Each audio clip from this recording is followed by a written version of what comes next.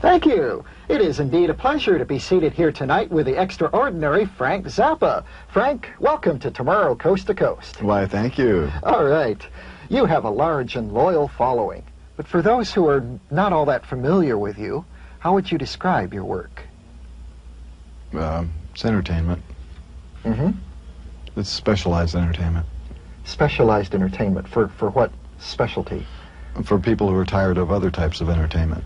We have specialized entertainment. Mick Jagger once said that if he were doing Satisfaction at the age of 40, he would kill himself, and yet you keep on rocking and rolling. I make no bones about the fact that I am 40 years old, but I don't have any suicidal tendencies, and I like what I'm doing, and since I've been doing it a long time, I had a lot of practice, and I'm real good at it. Have you felt a necessity to change the music over the years? I change the music every year because the band changes every year. Frank, you're one of the most accomplished musicians active today. Why don't you sit down and write a top 40 hit song sometime? I could do it if I wanted, but even if I did, the chances of it getting played on a top 40 radio station are not very good.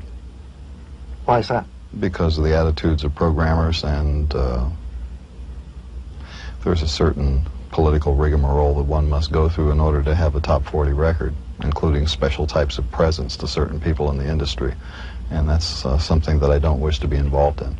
Frank, you once wrote a song called Jewish Princess, which resulted in a lot of unpleasantness being directed towards you by various Jewish organizations. Was it all worth it? It's a fine song, and if you're a Jewish princess and you haven't heard it yet, it's on the Shake Your Booty album. You go out there and listen to it, and remember that until somebody writes a song about you, you don't exist. And I wrote a song about Jewish princesses, and I provided certification for the whole bunch of you. It's got all of your stuff in there. It tells about what you do with your zits, what you do with your nose, what you do with every part of your body. I care. I wrote a song about you. And what do I get for my trouble? The ADL jumps up and down. Ungrateful wretches. A lot of people have associated you, rightly or wrongly, with the drug culture that came into being in the 60s, about the same time as your music first became prominent. A lot of people thought that that drug culture was a good thing. Were they wrong about that? I think so. First of all, I have nothing to do with the drug culture. I don't espouse it in any way. I don't use drugs. I don't advise other people to use drugs.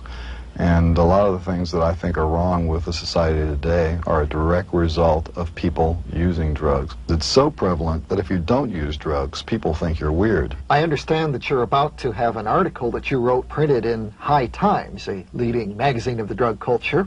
This will be the second time that they've had something in their publication. Do you feel any remorse about dealing with them? Not at all, because the first thing that was printed in there was an article about my views on drugs, and what a better place to put it than in a publication that goes directly to people who crave drugs. And in this article that I had in there before, I expressed all the reasons why I didn't care for drugs, drug culture, and so on and so forth. And this present piece that they're going to be running deals with things of a sociological nature that might be useful for the people who already use drugs to see another point of view. I mean, basically that publication is it's pro-drug, and the people who read it are getting only one side of the picture, and I think that it's fair and also interesting that the publication would include other points of view. Back to music. You've assimilated a lot of different styles of music into your own work, such as classical and jazz and rock and roll. But I've read that R&B is really your favorite. Is that true? Yes, that's very true. Why? I just like the way it sounds, just like I like a cup of coffee and I like rhythm and blues. And it's very rare to find people who appreciate that kind of music. I mean, what most people today know about the music of the 50s is all sha-na-na derived, sort of freeze-dried, and it's been tidied up quite a bit. But I like the old rough stuff. You've often talked about the difference between white people's music and black people's music. Which kind is yours? Well, most of the black people's music of the 50s I enjoyed.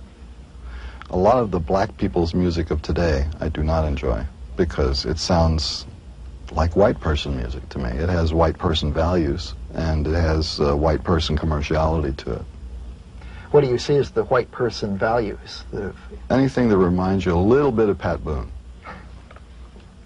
If you can hear a white buck shoe in the background someplace, or a leisure suit, you know, that's what I mean.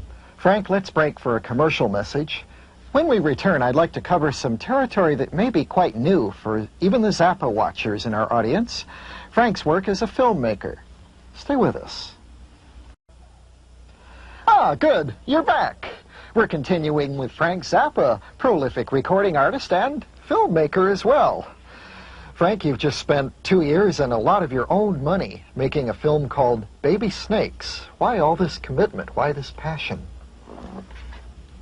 Well, I didn't know that it was commitment and passion. I just thought I was making a movie and having a good time. It turned out very nicely, though. The clay animation in your film Baby Snakes is really incredible. Tell us about how this was done. In order to do the things that are in Baby Snakes, you have to take one photograph at a time, and every time you take one photograph, you have to move the clay just a little bit. Did you make this film with your audience in mind, with commercial success in mind, or are you... No, I do them with an audience in mind. Baby Snakes was designed specifically for the people who already like the music that we do. It's not designed as general entertainment. You don't see this then as a promotional tool? Not really, because when you think of the mechanics of film distribution, you have the same problem in getting good ideas onto the screen as you have in getting good ideas on television or even good ideas on the radio. You really can't do it.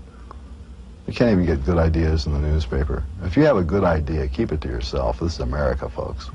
You've now done 2 feature films, 200 Motels and Baby Snakes, which are basically about life on the road with the people in your band and the audiences.